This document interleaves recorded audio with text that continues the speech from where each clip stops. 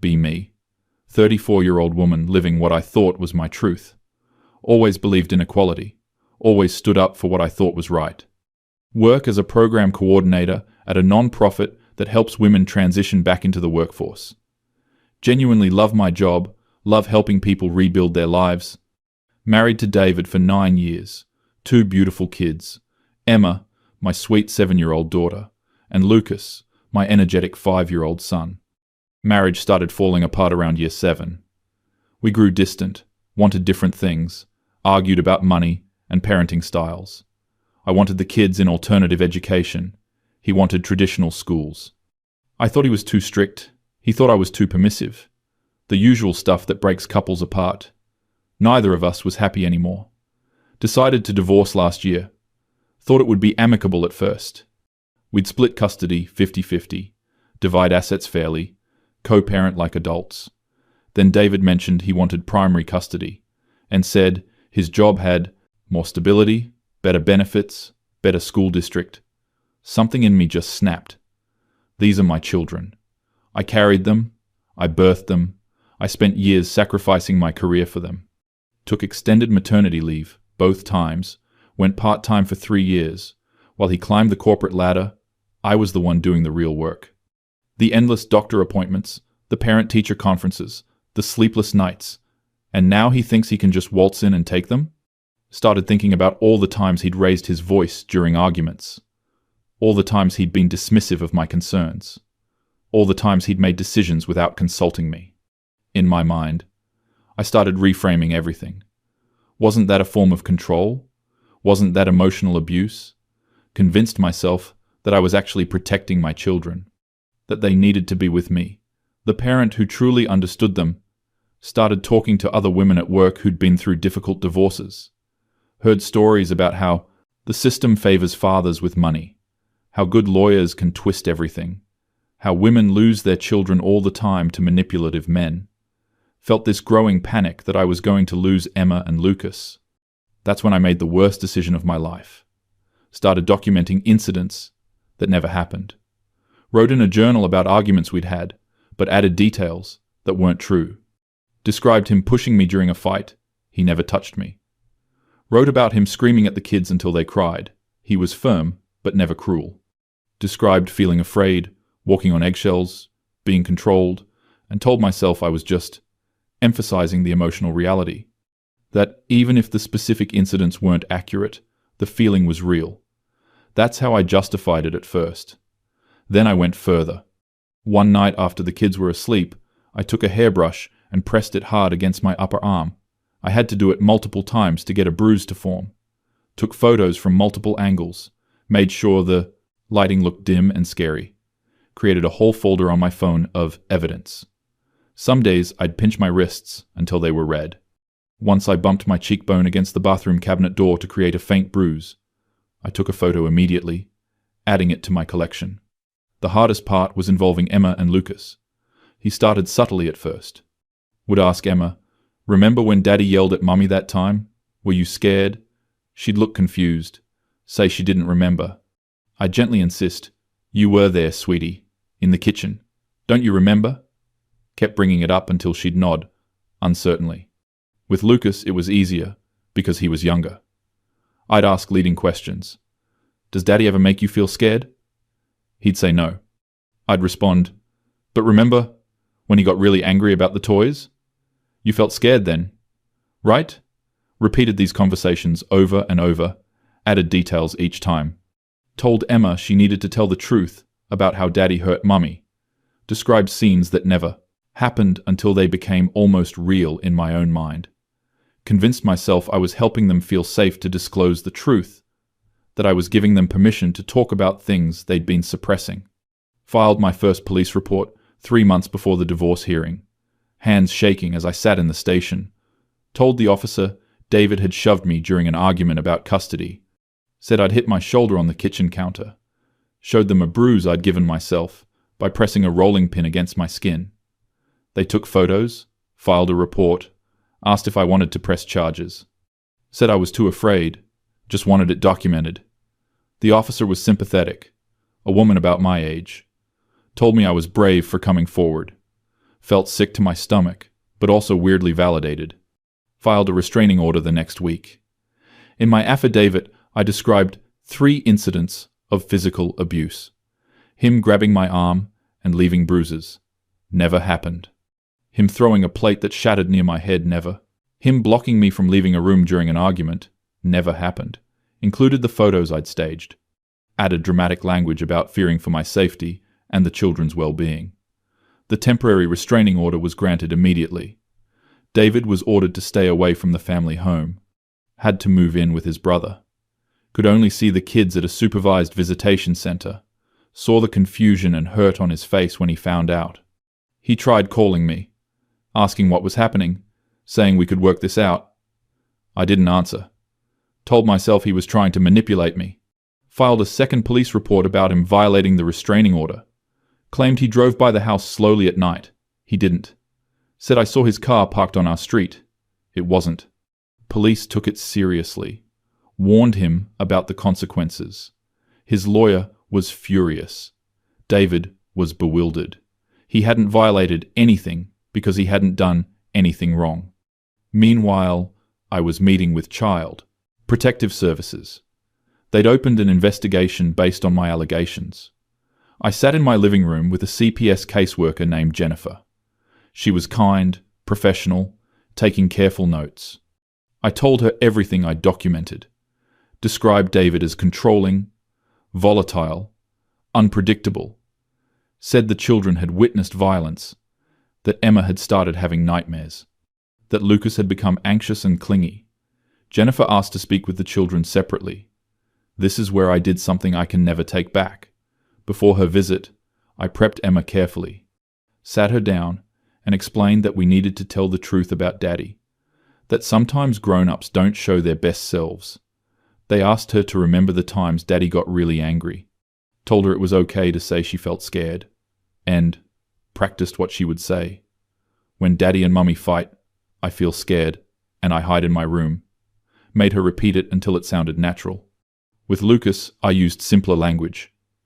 Told him that sometimes Daddy makes Mummy sad. Asked if he could tell the nice lady that. He nodded, wanting to please me. When Jennifer interviewed them, Emma recited what I'd taught her. Lucas mostly stayed quiet, but nodded when Jennifer asked if he sometimes felt worried. Jennifer's report noted concerning signs of domestic discord and recommended continued monitoring. Didn't find evidence of immediate danger, but flagged the case. This was somehow both a relief and a disappointment. I wanted validation, but not intervention. Wanted David to look bad, but not to actually face serious consequences. Just wanted primary custody. The preliminary custody hearing was approaching. My lawyer was confident, based on the restraining order and police reports that told me that documented abuse allegations typically resulted in supervised visitation at most. That I'd likely get primary custody, with David having limited parenting time, exactly what I wanted. Except I couldn't sleep at night. I kept having this recurring nightmare, where Emma and Lucas asked me why I lied. Would wake up in a panic, tell myself I hadn't really lied. Just emphasized certain truths. Protected my children from potential future harm. Any mother would do the same. 2 weeks before the hearing, filed a third police report. Claimed David had sent me threatening text messages. Of course he hadn't. But I took screenshots of messages he'd actually sent. We need to talk about the kids. This is getting out of hand. Please just tell me what you want. Told the police these were veiled threats. That we need to talk was code for intimidation. That out of hand referred to his anger. The officer seemed skeptical, but took the report. Everything came crashing down because of my own stupidity. I'd been venting to my best friend Rachel throughout this whole process, and I sent her long text messages about my strategy. Actual messages like, coached Emma on what to say to CPS, think she's got it down, and gave myself a pretty convincing bruise. Today, looks legit in photos, and David has no idea what's coming. His lawyer thinks this is about custody, but I'm playing a different game. Rachel had been supportive initially, but as things escalated, she'd grown quieter.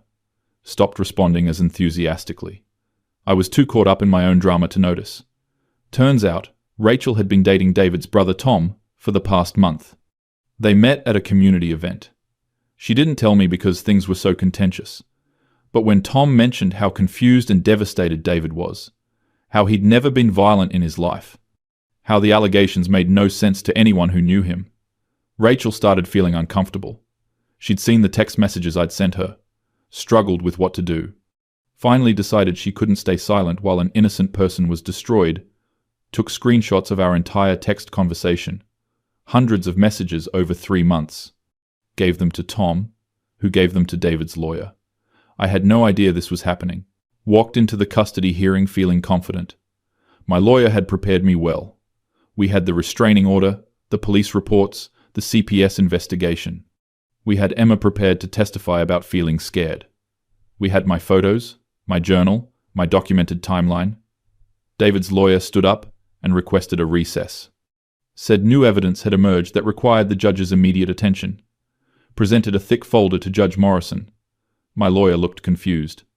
I felt a spike of anxiety but didn't know why. Judge Morrison spent 20 minutes reviewing the documents in chambers. Came back looking severe. Asked my lawyer and me to approach the bench. Showed us printouts of my text messages to Rachel. Every single incriminating message. My stomach dropped. Felt like I was falling through the floor. The judge asked if I'd like to explain these messages. My mind went blank. Tried to stammer something about them being taken out of context. That I was venting, exaggerating, not being literal. Judge Morrison cut me off. Said she was ordering an immediate investigation. That the hearing was postponed. That she was referring the matter to law enforcement. That if these allegations were proven false, there would be serious consequences. Left the courthouse in a daze. My lawyer was furious. They asked me point blank if the abuse allegations were fabricated. I couldn't answer. She withdrew as my counsel that day. The next 2 months were a nightmare. David's lawyer hired a forensic analyst who examined my phone, found the folder of staged photos, found metadata showing I'd taken multiple photos in sequence, clearly setting up shots, found deleted messages where I'd discussed my strategy with myself in draft texts, found voice recordings I'd made, practicing what I'd say to the police. Didn't even remember making those recordings. Had done it almost unconsciously. The analyst also examined my supposed injuries. Brought in a medical expert who testified the bruises were inconsistent with the abuse I'd described. That they showed a pattern of pressure rather than impact. That their locations suggested self-infliction. David's lawyer also retrieved the home security camera footage that I'd forgotten about. We'd installed cameras outside the house for security 2 years earlier. Footage showed that on the dates I'd claimed David had driven by the house, his car was never there. Footage from the date I claimed he'd pushed me in the kitchen showed him leaving calmly in the morning and not returning. We'd actually been in different locations that entire day. Investigators interviewed the children again, this time with a forensic child psychologist. Emma broke down, crying. Said she didn't want to lie anymore, that Mummy had told her what to say, that she loved Daddy and didn't understand why she couldn't see him normally. Lucas was too young to fully articulate it, but the psychologist noted he showed no signs of trauma associated with abuse, that his behavior was consistent with parental alienation, not abuse. Rachel agreed to testify. She looked at me with such disappointment when our eyes met in the courtroom. We'd been best friends since college. She read our text messages aloud in a steady voice. Each word was a nail in my coffin. My own words condemning me. The most damning one. I know he never actually hit me, but I need the court to believe he could have. That's what matters. Sitting there listening to my own manipulation spelled out so clearly. Couldn't even recognize myself. Who had I become? The final hearing was devastating. Judge Morrison reviewed all the evidence, found me in contempt of court for lying under oath. Found that I had filed false police reports. Found that I had committed perjury in my restraining order affidavit. Found that I had coached minor children to give false testimony. Found that I had manipulated the child welfare system. Found that I had engaged in parental alienation. Her voice was cold and disgusted as she read her ruling. Said she had presided over family court for 17 years, had seen genuine victims of abuse struggle to be believed, and here I was making false allegations that harmed real victims. Said my actions were a betrayal of my children, the court, and every actual abuse survivor terminated my parental rights entirely. No visitation, no custody, no contact, except through written letters that David could choose to share with the children if and when he deemed appropriate. Awarded David full sole custody with complete decision-making authority. Ordered me to pay the maximum child support based on imputed income. Since I worked non-profit, my actual income was modest. But the court calculated what I could potentially earn. Set support at a level that would take most of my paycheck. Referred my case to the district attorney for criminal prosecution.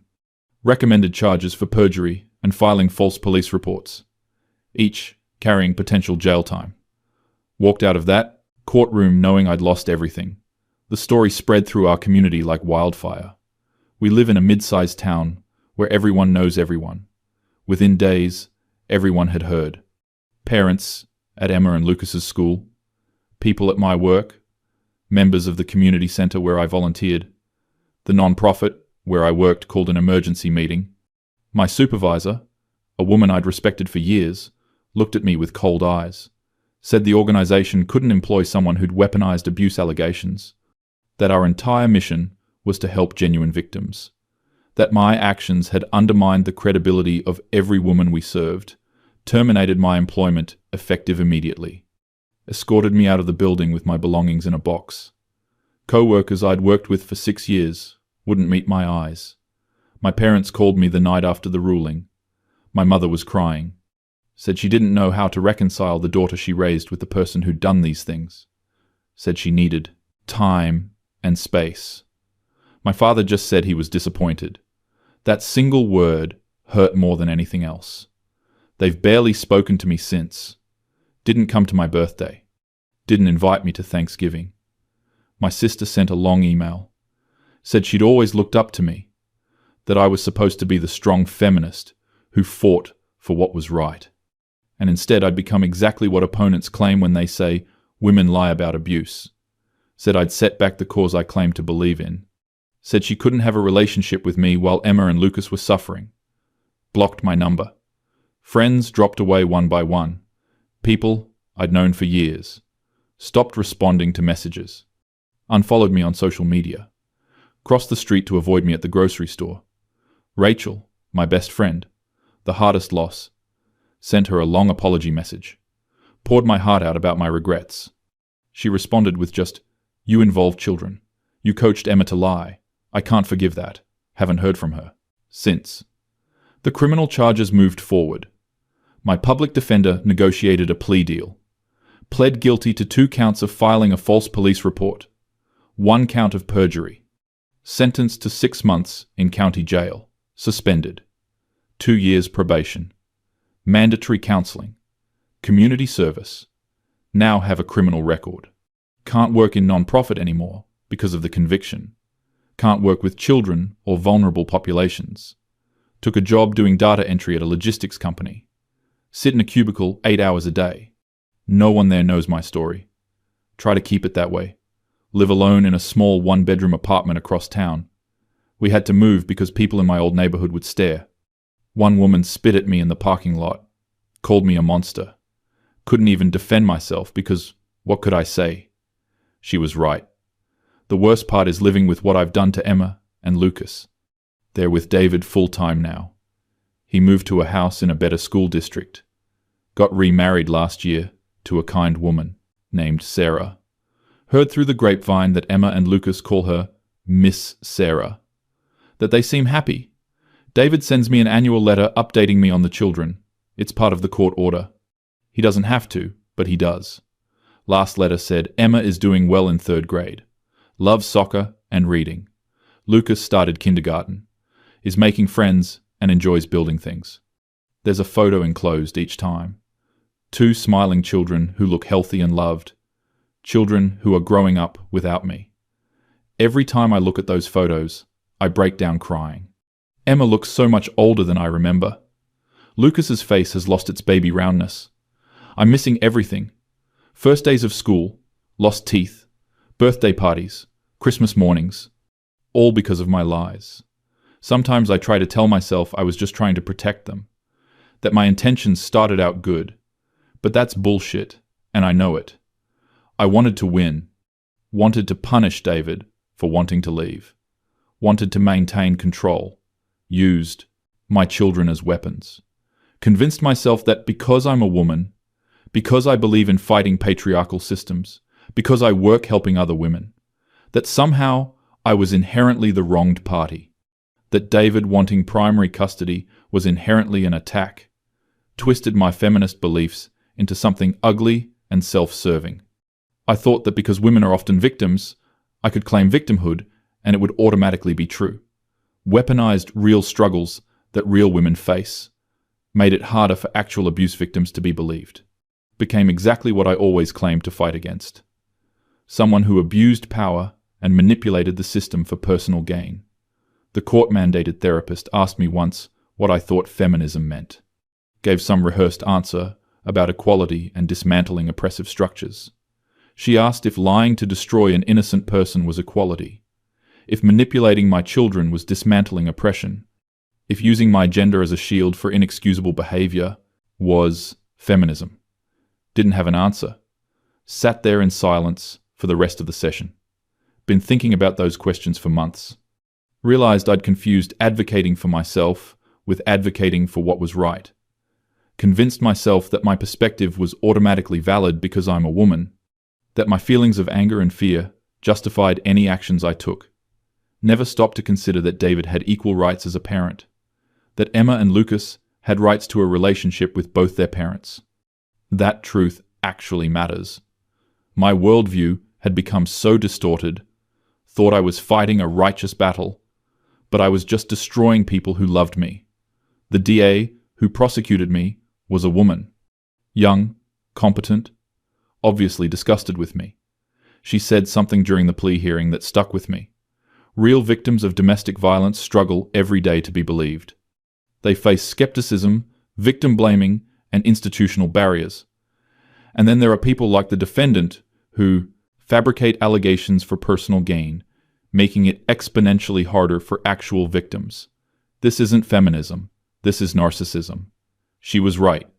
I'd become so focused on my own narrative that I couldn't see anything else, thought I was protecting my children when I was actually traumatizing them. Emma is going to grow up knowing her mother coached her to lie about her father. Lucas will eventually understand that I tried to steal years of his childhood with his dad. They'll both know I valued winning over their well-being. That knowledge will shape them forever. Sometimes I fantasize about what I'd say if I could see them, how I'd apologize, try to explain. But what explanation could possibly suffice? Mummy was selfish and cruel, but she really believed in gender equality? There's no version of this story where I'm redeemable. David could let me see them. The court said letters only, but he has discretion. He hasn't exercised it. Can't blame him. Why would he let the person who tried to destroy him near his children? The person who taught his daughter to lie, who gave herself bruises and blamed him, who filed police reports that could have ended with him in jail, who tried to paint him as an abuser when he'd never raised a hand to anyone. He's protecting Emma and Lucas from me, like I should have protected them from my own worst impulses. I write letters to the children sometimes. David reviews them and decides whether to share them. Doubt he shares many.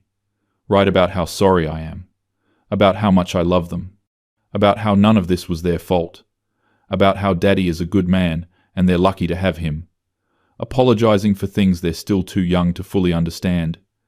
Emma might start to understand soon. She's getting older, asking questions probably. What will David tell her? Probably the truth. That Mommy made very bad choices. That Mommy hurt people. That sometimes people who love you can still do terrible things. He'll tell it in age-appropriate ways. He's a good father like that. The kind of father I tried to claim he wasn't. My new therapist, the court-mandated one, finished, but I kept going, asks what I've learned. Learned that good intentions don't excuse harmful actions. Learned that you can't weaponize victimhood without becoming a perpetrator. Learned that children are people, not possessions or tools. Learned that the systems meant to protect abuse victims are fragile, and people like me damage them irreparably. Learned that feminist values mean nothing if you abandon truth and ethics. Learned that you can destroy your entire life in a matter of months and spend years living in the ruins. Learned that some mistakes can't be fixed, some relationships can't be repaired, some trust can't be rebuilt. The community support group for parents who've lost custody can't even go to that. They're for parents who've lost kids to circumstances or bad luck. Not for parents who engineered their own destruction through malicious lies. I tried going once. When I shared my story, the facilitator asked me to leave. Said my situation was different, that I hadn't lost my children. I'd thrown them away. Sits with me every day. I didn't lose Emma and Lucas. I chose this. Every single step. Chose to lie. Chose to manipulate. Chose to coach them. Chose to stage photos. Chose to file false reports. Chose my ego over their well-being. Now I live with those choices. In this small apartment with photos of children who are essentially strangers now, who grow taller and older in annual update letters, who have lives I'm not part of, who have a stepmother who actually cares for them, who have a father who protected them from me. Work my data entry job, come home to an empty apartment, eat dinner alone, watch television I don't really pay attention to, go to therapy, attend my mandated check-ins with my probation officer, pay child support that I'll never see, benefit my children directly, watch the money, leave my account each month knowing it's the least I owe, write letters that probably get filed away unread, and think about what I destroyed. Sometimes, women at my new workplace talk about their kids, share photos, complain about the challenges, laugh about the funny things they say. I stay quiet. They've asked if I have children. I say no, because how do I explain? Yes, I have 2 children I'm legally barred from seeing because I fabricated abuse allegations and coached them to lie in court. Easier to just pretend I'm childless, which, functionally, I am. Saw Emma from a distance once, was at the grocery store, and saw David with the kids. Emma has gotten so tall. Lucas was chattering excitedly about something. They looked happy, healthy, adjusted, ducked into another aisle before they could see me. In terms of my probation, say I can't approach them, but I would have hidden anyway. Couldn't bear to see Emma's face if she recognized me. Fear, maybe. Or worse, nothing. Just a blank look of non-recognition. Her mother become a stranger, cried in my car for an hour. This is my life now. This is what I chose. When I fabricated those first allegations, I thought I was so smart. Thought I was playing the game better than David. Using the system to my advantage. Protecting my interests. Being strategic. Told myself a story about being the wronged woman. The sacrificial mother. The victim who had to fight dirty to survive. But I was never the victim. David was. Emma and Lucas were. Every real abuse survivor whose claims get questioned because of people like me. They're the victims. I was the abuser. Used the courts as my weapon. Used the police as my tools. Used my own children as pawns. All while telling myself I was fighting for justice. For equality. For my rights as a mother. The narcissism is breathtaking in retrospect. The sheer entitlement. Believing that my feelings justified destroying an innocent person's reputation. That my desire for primary custody outweighed my children's need for their father. That being a woman who believed in feminist principles somehow exempted me from basic ethics. There's a folder on my laptop. Contains all the court documents. The evidence of my lies. The text messages that exposed me. The judge's ruling. The termination of my parental rights. Sometimes I read through it. Force myself to confront what I did. The therapist says this might not be healthy, but I disagree. I need to remember. I need to sit with the full weight of my actions, because the alternative is letting myself off the hook, telling myself it wasn't that bad, that I was under stress, that the system was unfair, that David pushed me to it. All lies. more lies I could tell myself. But I'm done lying. The truth is, I did something unforgivable. Hurt my children in ways that will echo through their entire lives. Destroyed my family. Damaged the credibility of real victims. Betrayed every principle I claim to hold. And I have to live with that every single day for the rest of my life. Emma will be 8 soon. Lucas will be 6. Will David tell them about me on their birthdays? Or is it better if they just forget? Don't know which would hurt more. Being remembered as the mother who lied, or being forgotten entirely. Either way, I deserve it. This is my confession. My cautionary tale. For anyone who thinks the ends justify the means.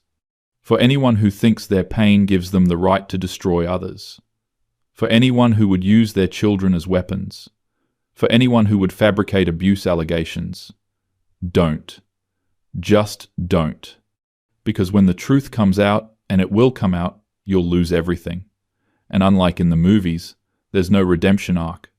No moment where everyone forgives you and you get your kids back. Just the rest of your life, knowing what you did. Knowing what you destroyed. Knowing that your children are better off without you. That's my reality now. And I did this to myself. Nobody else. Just me and my lies and my arrogance and my entitled belief that I deserved to win no matter the cost. The cost was everything. And I'm paying it. Every day. Forever.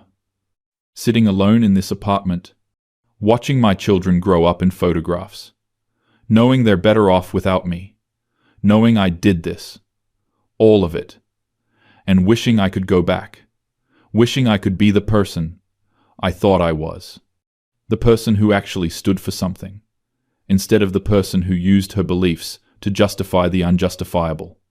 But I can't go back, can only go forward, into a future without my children, without my friends, without my family, without respect or redemption, just consequences, permanent, irreversible consequences. This is what I deserve. This is what I chose. And I'll live with it until I die, alone, knowing that Emma and Lucas are somewhere out there, living good lives, with a father who protected them from me.